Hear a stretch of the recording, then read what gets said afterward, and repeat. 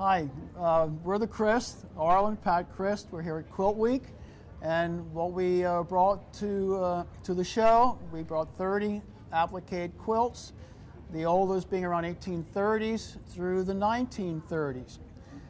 We tried to give you a good example of the type of appliqué that was being done during this period of time, and the styles, and also the quilting and the variations thereof. And I guess we will be talking about some of the quilts.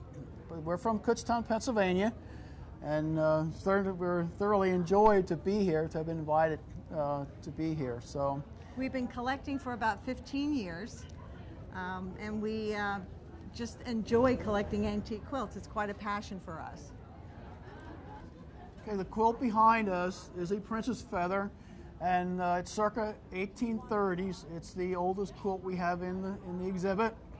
And unfortunately, like most of the old quilts, we do not have a name.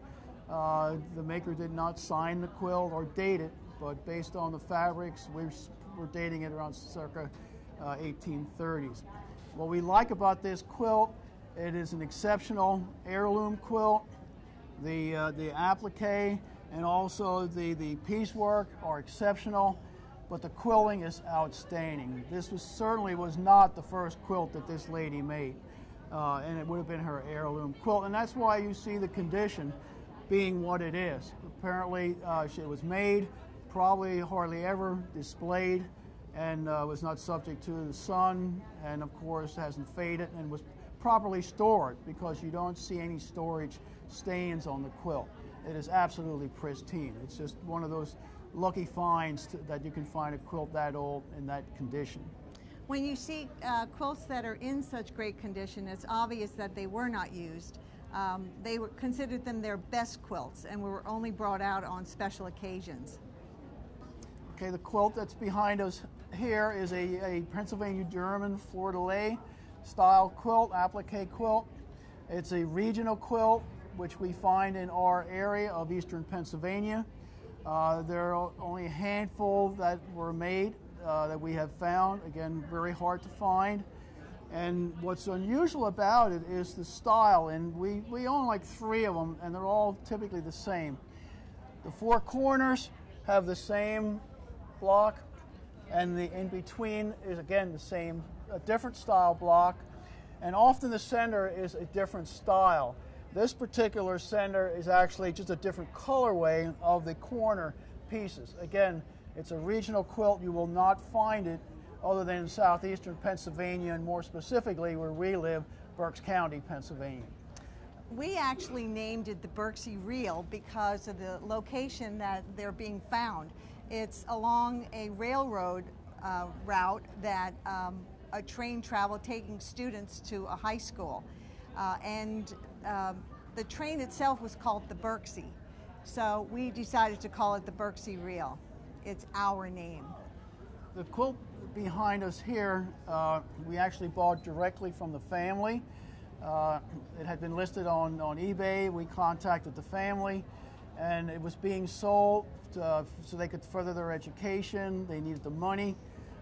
We ended up buying it directly from the family. And in doing research, we found out that this quilt actually, the wife, the woman that made it for her husband, ended up being serving in the Civil War in one of the Tennessee infantry, survived the war, and actually became a farmer then after the war. There was a label attached that this was made in 1855, I believe. It was made in 1855, and it had McDearman as the name of the gal that made it, and it was prior to the Civil War. Prior to the Civil War, but he's then served in the Civil War, right. So it has that Civil War connection, and which makes it really interesting as a quilt. He was, if I remember correctly, he was a captain in the 17th Infantry of Tennessee. This style quilt is very popular in Pennsylvania. So we thought it was kind of unusual to see it coming out of Tennessee.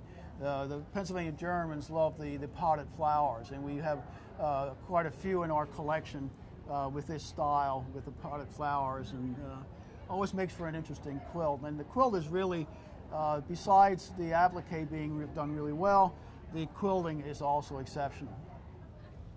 The quilt behind us that you're looking at now is actually a Baltimore album style quilt. We've been told when we bought it, it was actually a Baltimore quilt made in Baltimore. We need to do research on that, but it's definitely that style. Typically, they were 5 blocks square, total of 25 blocks. This is actually dated 1855. There are names in each block.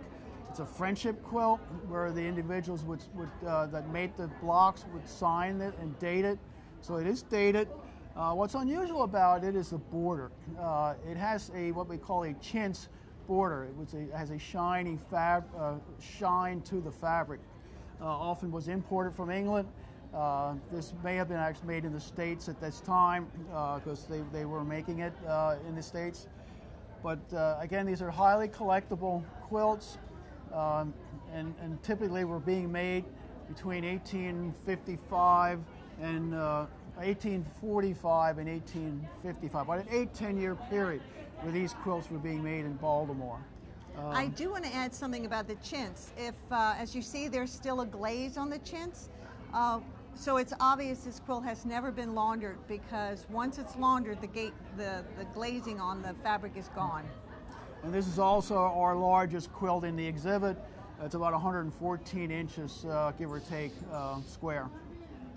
Thanks again for joining us on this tour. Again, we unfortunately didn't have time to do all 30 quilts, but hopefully you will come to see our show and get to see more of our quilts. So again, we thoroughly enjoyed being here at Quilt Week, and thanks for joining us. And I also want to add that this is a really a passion of ours. We love preserving antique quilts, and we love sharing with everyone that wants to come and see them. And as you can see, the quilts themselves are happy to be here.